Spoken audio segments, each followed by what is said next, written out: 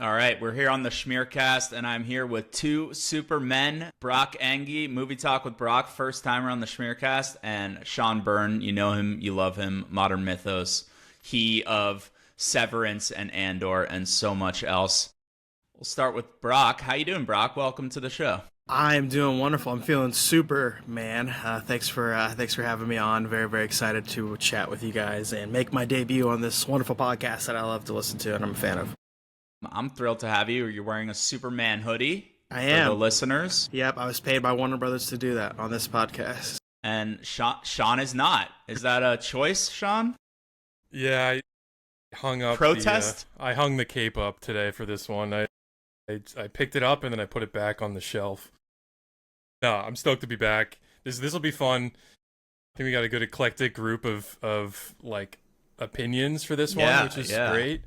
And I feel like you and I and Dan, like we just been glazing stuff on this pod, so it'll be fun to kind of like chop it up into some discourse a little bit. Yeah, so I invited you guys on before any of us had seen Superman, knowing you guys were huge fans of the character and the comics, and basically expecting you both to love it, but that did not end up being the case. So, Brock, you loved this film. Sean, you didn't, and I feel like I'm a CNN host, and I'm going to host some hardball now. So that's fun for me. Man. Brock, let's start with you. What were your anticipation/dread levels heading into this movie? Yeah, so my anticipation and dread was James Gunn. Great. Is that accurate, by the way? Like anticipation and dread? Like, oh yeah, Sean knows. When I think about it, I felt both. Yeah, so I've been in a group chat with Sean. I mean, we talk about stuff daily, and like we both, for months, which is crazy. It felt like the trailer just came out months, just kind of had some different things with the marketing. So biggest couple things. Number one, James Gunn, great comic book director, obscure characters. Superman is not an obscure character though, and how he was going to handle that. That's a good point. And was it going to be more James Gunn-esque? And there is some of that a little bit in here as well. And also, too, I did love me some Henry Cavill, I do. And just the kind of the handling of, like, I know it was kind of, we just had to rip the Band-Aid off of the old DCEU just because there was no leadership, no direction. But that doesn't mean it didn't hurt at the same time. And also, too, just some of the initial trailers with it kind of was, I'm like, was this about to be a Justice League cartoon with some Superman featured into it? But the biggest thing was the humor. I think I don't get nitpicky on color grading, but it did just look a little different. And I think when I saw the film, it definitely looked better for sure. Mm-hmm. And also, too, it's just new. You know, what to expect here. I think just something new, something different of a character that you love was something that I was just nervous about naturally. Right. What about you, Sean?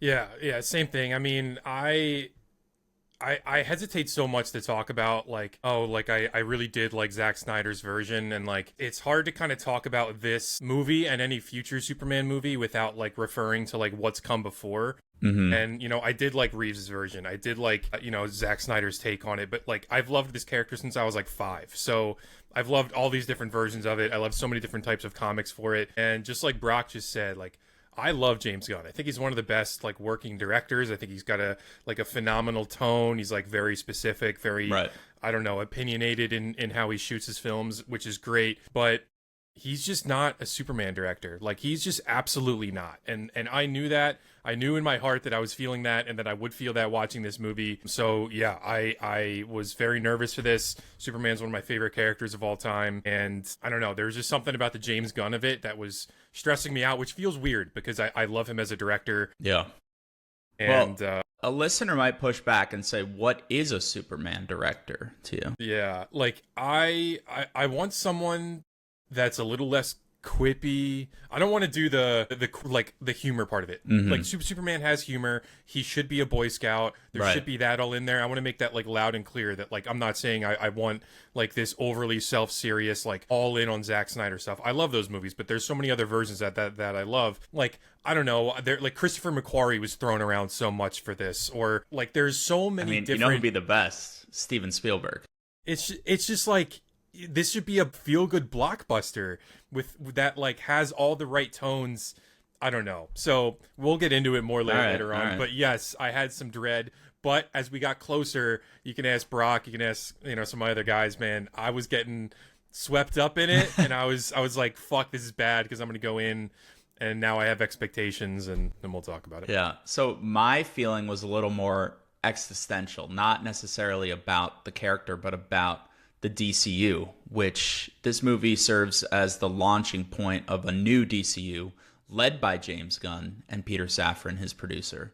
So I had mixed emotions because an amazing movie means the superhero dominance continues, which, like, great for some people, not great for others. A terrible movie could mean the end of the tyranny of the capes, but then spell doom for Warner Brothers, for a whole movie industry that relies on superhero movies, that props up theater going, that props up tickets, that props up the whole enterprise of the movie industry. But on the whole, I think I came out to it. On the whole, I came out wanting it to be good because it's just not fun to root against anything, you know? But nobody wants things to fail, you know? Like, No. I mean, I'm sure there's certain niche people on the internet, but I think we all went into it like really wanting it to be good. yeah. All right, well, let's talk about the movie. Brock, what were your headline thoughts coming out of the theater a couple days later thinking about Superman? Yeah, as I thought about it more, man, I think for me, Superman is what I did know that I wanted, but I've been wanting out of like a DC universe for a long time. Very much a tribute to like the Silver and Bronze Age, which I appreciate that. Specifically, like the '90s animated cartoon, I got those vibes. I heard about that, and I agree with it. A Superman that like feels super to me, and not only to the people he saves, but to me as a fan as well. I genuinely had the biggest grin on my face throughout the whole movie because I realized like it's not a perfect movie. I do have some criticisms that like I haven't. This will be the first time I'm sharing them, but I thought it was a perfect experience for me. Like I was telling Sean, like going like experience how you see things. I think is part of how I view a movie. Like I got to see it in Cleveland, Ohio. I got to like talk to people from the city, how it meant so much just to see because the it city was shot there, right? Shot there in Cleveland, shot in Cincinnati, which is cool because that's where Superman's roots are, and we'll get into that. Right. But like for me, as soon as it ended, I'm like, I want to go back to this universe right away. Nice. Not perfect. It is a lot. It's very comic booky, and like I was a nerd, I love that, and I'm very excited. It's Thursday as we're recording. I want to see how people are thinking about it. For me, like I want to get back to this world right away. Really enjoyed it. Really loved it. Brock, can I make a suggestion? Do you think you could have your notes pulled up like in a window on the computer? Well, yeah, so I don't look down. I got you. Yep, I got you. 100%. Yep. It'll just look weird not to see you, but yeah, I can just. No, I just minimize kind of like the I see that windows. Right now. Okay, yeah, I see it. Okay, we can redo that if you want. No, it was good. It was good. Okay. But just moving ahead, it'll be easier for you. Sweet, thank you. Don't fire me. It's my first time. No. Sean, what did you think of Superman? Yeah, I don't know. Maybe the best way to explain it is I walked out of the movie feeling empty. You know, like I'm trying. And you went in full. I'm sad, bro. Okay. Like, that's the best way. It's like, I wanted to love this so much. So many different types of people that I talk to daily loved this movie, or at least liked it. You know, like, not just the super freaks, not just whatever. Like, there's so many people that saw this early that were like, that was dope. So I was like, okay, cool. Like, the people that I knew probably would have felt the same way I would going into it. So I was like, sick. Let's watch. I don't know. Like, there were grown men in my theater throwing punches when Superman was throwing punches, completely unironically. Oh, yeah. Like, super into it, like directly next to me. And I wanted that so badly to be me. Yeah. And it just wasn't. I found this to be really corny instead of campy. I found the character of Superman to be fantastic. I think David Corenswet is completely innocent, so please, in anything I'm saying here, like him and Lois Lane, most of the actors are fantastic. But like, my problem is the script. My problem is how shallow a lot of this felt, how they tried to like, I don't know, I said in my review that it sounded like they were trying to teach geopolitics to toddlers. Like it just felt like this was like a baby's version of Superman, and I hate to say that. Like, I'm not trying to say other versions are for adults, but like there was nothing to chew on. And in every other version of Superman, I feel like there's something more there. This was all like tell, don't show. It was just like, man, I'm shocked at how kind of stupid the script was to me. I don't know. It's not saying that people who loved it are stupid. Like, I don't mean it like that. It's just like, I just wanted something more there underneath the surface that I could think about, and on my drive home, be excited to turn on a podcast or something, a review of someone who saw it early, and like think more about it and chew on it. Dude, I just went to Wawa after and got a sub. Like I was just like, and that was kind of it. I was just sad. I called Brock and was like, dude, I want to cry. Like that's where I'm at with the movie. Like I love the character. I wanted to love the movie. I'm still excited for more DCU, but I feel vindicated in my anti James Gunn Superman push. He went in wanting to be Superman, but he walked out as Lex Luthor. So it's all good. That's the headline. I feel like Lex after this, bro. I think you're getting to something I felt, which is this tension between making a movie as good as possible versus launching a new studio and a new franchise, and how much of this is going to be trying to be a serious, smart film, and how much of it is an entree or how much of it is an entry point and providing a big tent to bring in as many fans as possible. And I think it both succeeds and fails on that front.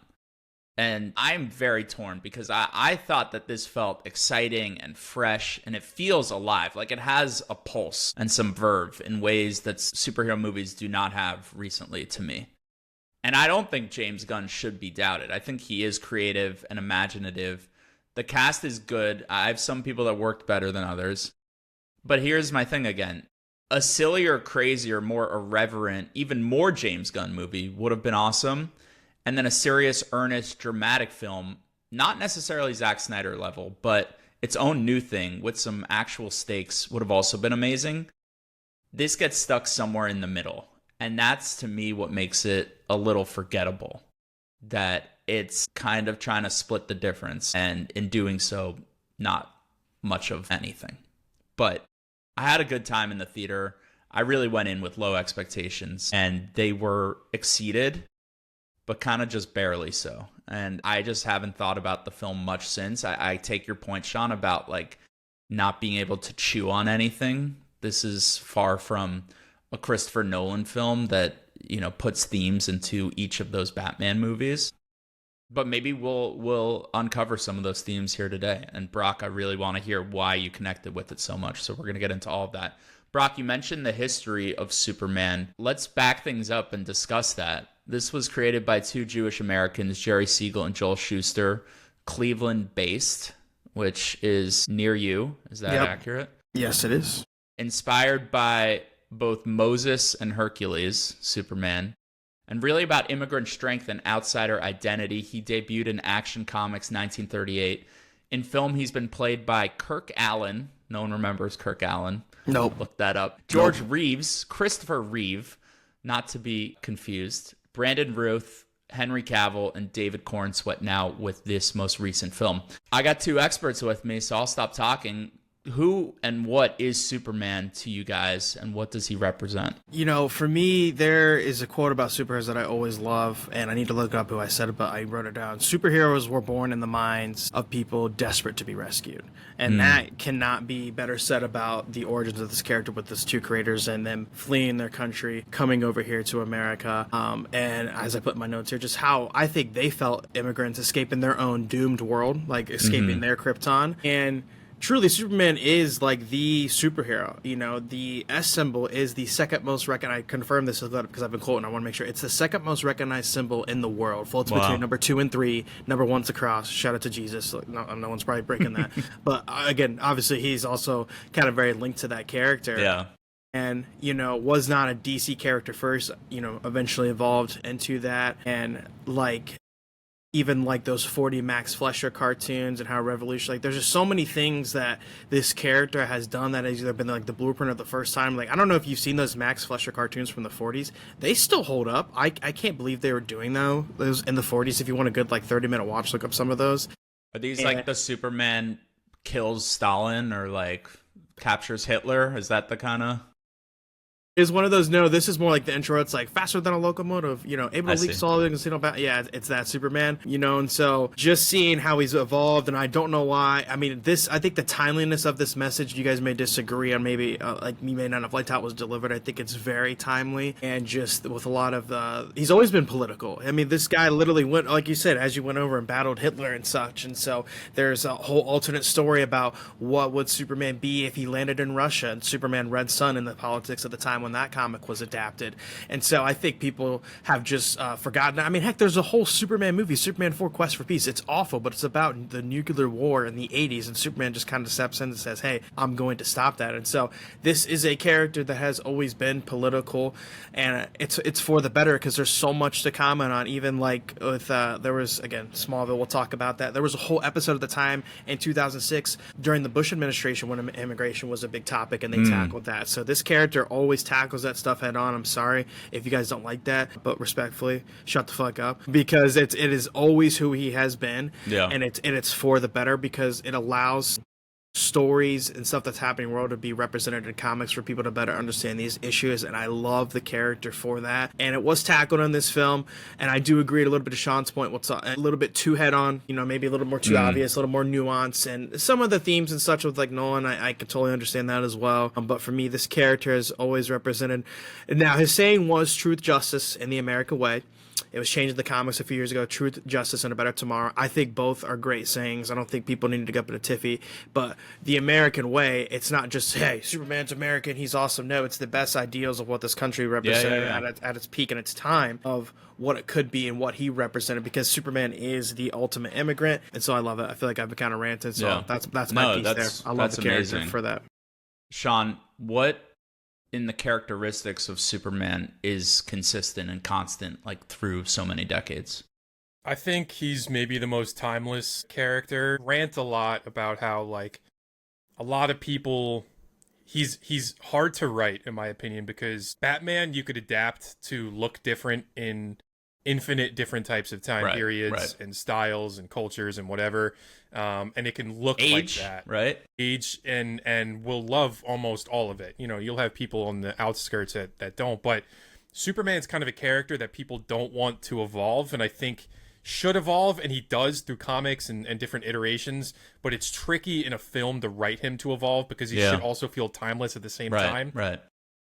But he's just a character that is, like Brock just said, he is the humanity's potential, right? He is the best of us, and I even like as he's not human, and that's kind of the best part of it, right? It's someone who's not one of you, showing you how to be better, you could frame that however you want in today's politics, and I think that message matters. I love the messaging throughout this movie. I don't want anyone to get the wrong idea, but yeah, I like a Superman when he is so obviously burdened and overwhelmed and has the weight of the universe on his shoulders, but despite all of that, pushes through and doesn't really show it. Maybe you get these calm, quiet moments with himself where he's, introspective and reflecting on things, but whenever he's in front of people that need his help or they're looking for a savior, whether you like those biblical references or not, like I like when he is the hope and the inspiration, and I think a lot of projects do that really well. I think this movie does that really well in a handful of moments. So, I don't know. What are your guys' favorite Superman projects? If you could pick one, and it could be the comic, movie, whatever. Yeah, I'm gonna cheat and say too. It's Man of Steel is I don't know what about it, just like tickles something in my brain. It's maybe my favorite movie of all time, comic book or not. I don't know what it is. It just gets me. It's the wandering aspect of it. It's the journey. It's the, I don't know, the wonder of that, the mythical energy in there. Like, there's something about it where I find so much hope and inspiration in that film, where other people do not, because they don't show him, I don't know, just, specifically saving cats out of trees and these things, but there's a lot of him finding himself throughout this hero's journey in that film that, to me, it shows a man who's broken or lost, and then by the end he knows exactly who he is, and I love that story. So that movie to me means so much to me, and I could rant a whole podcast about it. But on the other side, I love the DC animated Superman, like the one that we all grew up watching, the Justice League animated, Superman the animated series. Like, the characterization that they accomplished with that, the same way they did with Batman, like, that's the definitive Superman to me, maybe. And the way he acts there, because he has the weight, like, he has the energy, he's got the aura of Superman, but he's also hokey, perfect chin, he's corny, he's like, talking about Santa with his little parents. hair on his forehead, right? So those two are, for me, those are my Superman projects. What about you, Brock? Sean knows what I'm about to say for this first one, but without a doubt, Smallville for sure. I'm also gonna cheat Smallville because I know it's ironic. It's not about Superman. It's about like the tagline of the show is the journey, the ending, but not the journey. Like that's what it was advertised as because he's gonna become Superman. But right. Week to week television is something that I'm so nostalgic for. We don't get that nowadays, and just like a lot of people like to credit Spider-Man for like post 9/11, like kind of bringing back like hopefulness in America. But Smallville actually premiered in October 2001, a month later, and it was a smash hit. It had 10.4 million viewers, which is like still like one of the highest viewed pilots of all time. And just seeing like, and which is what I want a little more for Superman, like that Smallville side, but like his parents, his upbringing, this weight of destiny. And it's funny, the movie took a couple like very distinct plot points from Smallville into the movie, and like this idea of destiny and what that looks like, and him just trying to navigate high school. But just then as the show kind of shifted into this more fantastical elements, him realizing like Clark Kent was this confident guy, he was always this really cool guy, but then realizing that Clark Kent needed to be a disguise if he was going to reveal himself in the world, like the Mythos. It was the first to do the Justice League, first to bring in like Aquaman, the Flash. Listen, some people, but also a teen drama, right? Teen drama, Dawson's Creek, and it's cheesy as hell, it's corny as hell.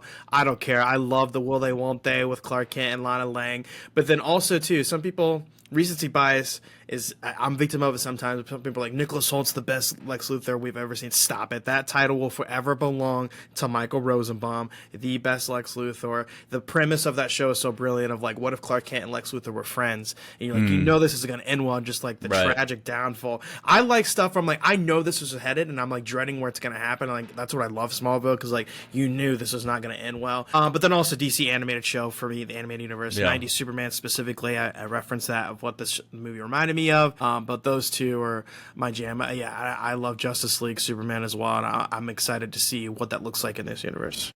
Well, I may be coming in with the least amount of baggage and preconceived notion of who Superman is. I've seen a bunch of what we're referencing. I haven't watched Smallville, but I think of Christopher Reeve as Superman because he was really the first movie star to do it, truly. That movie, Superman 1978, kicked off superhero movies. And there was a bit of a lag, it didn't really take off till the 2000s, but that really provided how to do it, which is make the biggest budget thing possible, make it feel large and grand, special effects, which that was a pioneer of at the time. The whole hero's journey with that first act with Marlon Brando as his father. And then he just represents the character so well to me. He's very strong and big, but sweet and naive, and I just can't separate Superman from that portrayal. But I was also going to cheat a little bit, and my other favorite Superman isn't Superman, but it's Dr. Manhattan from Watchmen, who is so Superman-inspired, and is like this. There's some people that are not going to like that take. They just shut the podcast off right the fuck now. Well, it's like this darker, more nihilistic, more existential version of Superman that is like, what if Superman actually was reckoning with his creation, with Earth, and had more of a detached feeling about it all? And that's what makes Watchmen so bleak and miserable, but so engaging to read and to watch. And so, I don't know. I'm curious why that will ruffle feathers, but I don't want to get into it too much. Yeah, it's just, that's more of the Zack Snyder conversation. People are like, they made Superman into Dr. Manhattan, and they don't like that nihilistic tone. They don't like him just like staring at the world instead of like being and living within it. For sure, but I think this gets to like why Superman is special, because he is the first superhero. He is worth riffing on and taking inspiration from. And he is kind of a cipher. So while Batman can have all these iterations, if Superman needs to stay Superman, how can you poke at that myth? How can you subvert it? I think that's what's really exciting, and I'm sure a lot of comic book writers have taken up that task and continue to do. Agreed. So let's talk about Superman 2025. James Gunn, we mentioned, worked on the Guardians of the Galaxy trilogy. He didn't work on it. He made the Guardians of the Galaxy trilogy for Marvel. Before that, he was an indie horror writer, director with this production company called Troma, which was known for body horror, gross out stuff, but always with a little bit of heart. Like, that's kind of his thing. Being very wacky, being very irreverent, being sometimes gross, but always heartfelt. And he wrote the Scooby-Doo movies, which I think are underrated. He made Slither, and then Guardians of the Galaxy. What do you guys think of James Gunn up to this point, before Superman? Yeah, I mean, for me, James Gunn, like, before was really 2 of 3 in his superhero projects. I'm not a fan of Guardians of the Galaxy 2. I can appreciate some parts of it, but, like, very unique. Oh, sorry, I guess 3 of 4, counting the Suicide Squad, the new one. So, like, new, he knows his stuff, he's a fan. He is one of us nerds and He's whatnot. a weirdo. He is. Yes, he is. And I'm just kidding. But yeah, he is a weird guy. He's quirky, but like that's for his benefit. And so again, I never doubted his knowledge or, his care of the character. Is more just his filmography and his body of work. But yeah, I'm still a fan. I am a fan after, Superman still. Yeah. Sean, what do you think defines a Sean Gunn movie? James Gunn.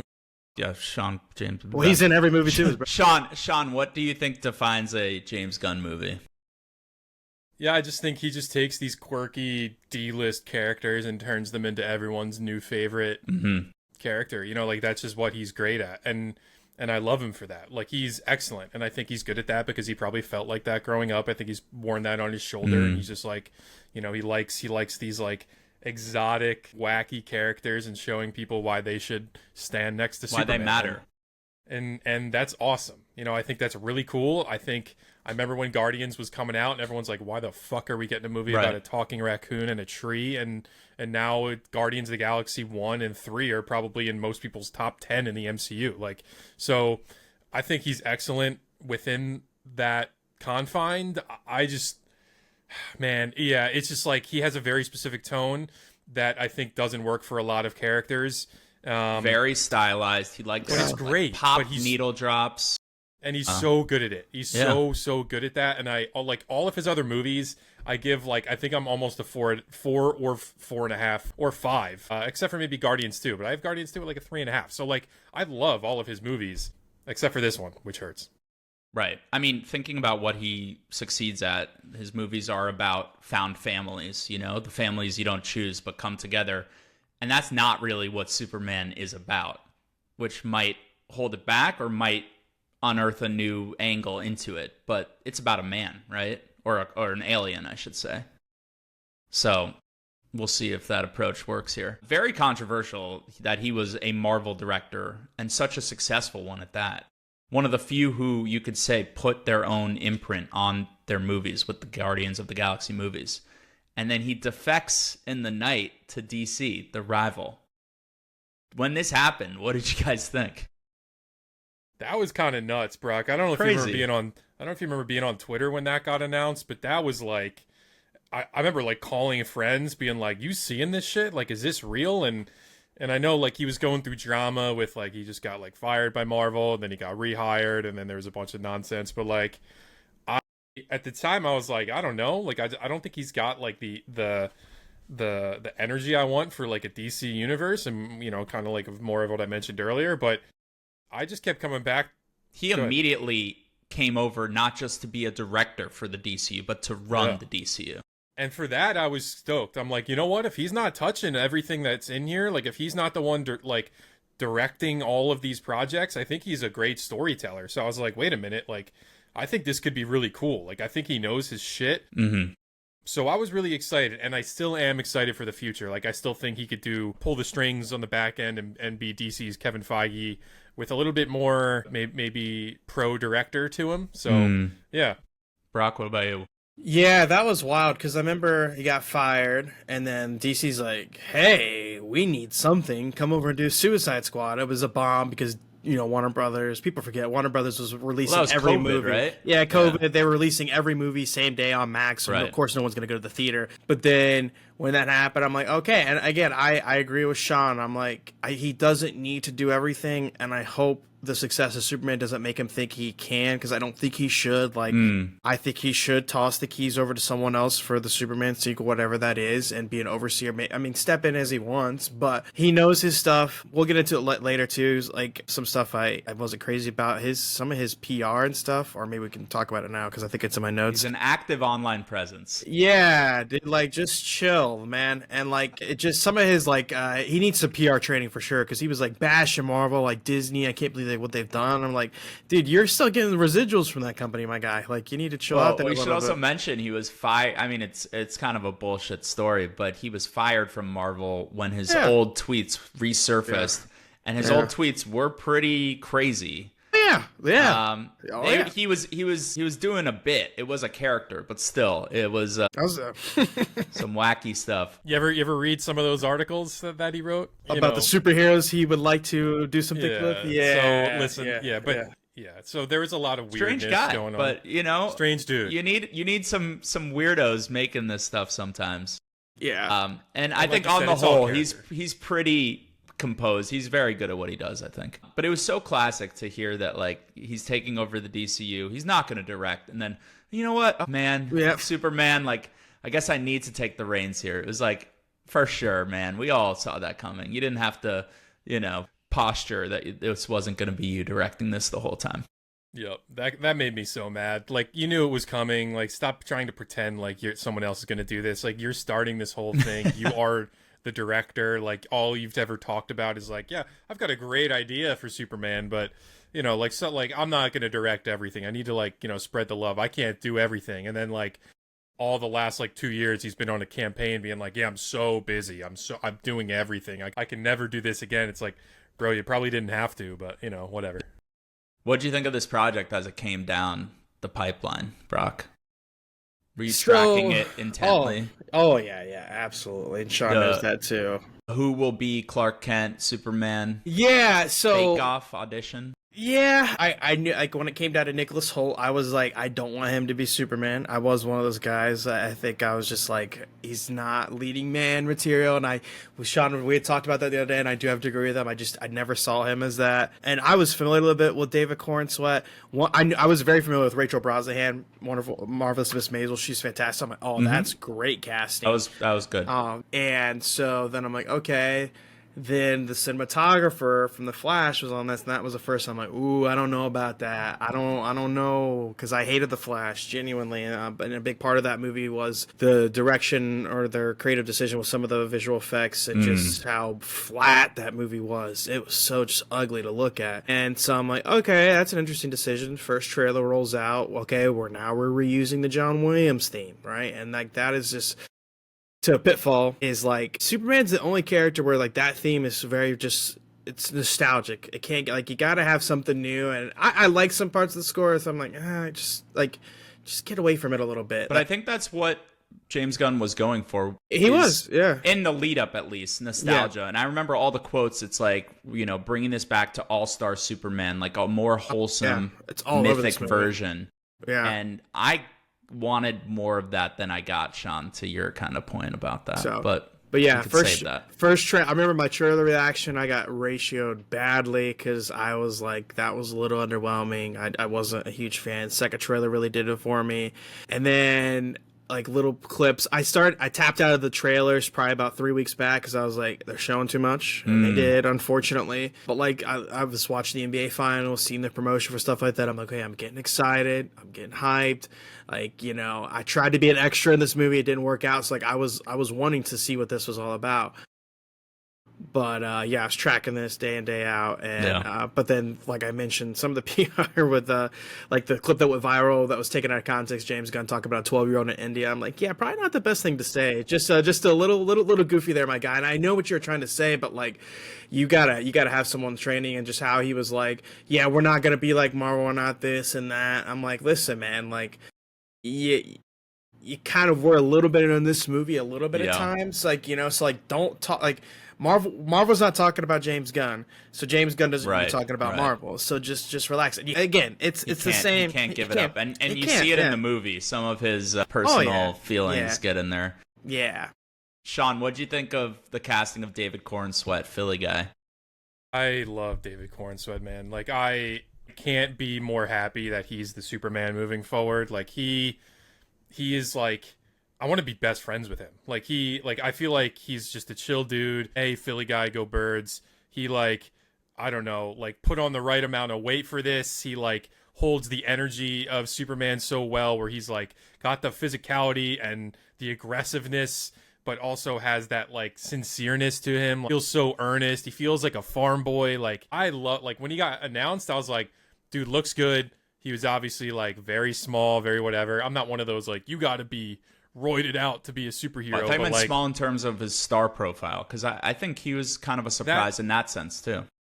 But I'm glad they went in that route, you know, like when it, like Brock said, when it came down to him and Nicholas Hoult, and I think there was like one or two other names that I can't even remember right now, but it did seem like they were telegraphing that it was going to be Cornsweet this entire time for whatever reason. Like, I'm so Nicholas curious. Holt's also British. I mean, not that should. So is Henry Cavill, though. I know, but I wonder if the Americanness was important in the casting this time. I'm sure it was, and I think that's fair too. Like, he's a immigrant story and story for everyone, but I do think like there's parts of it that, like, yeah, maybe it's kind of like Harry Potter. Like, maybe you should have characters who are from that area play the I don't know.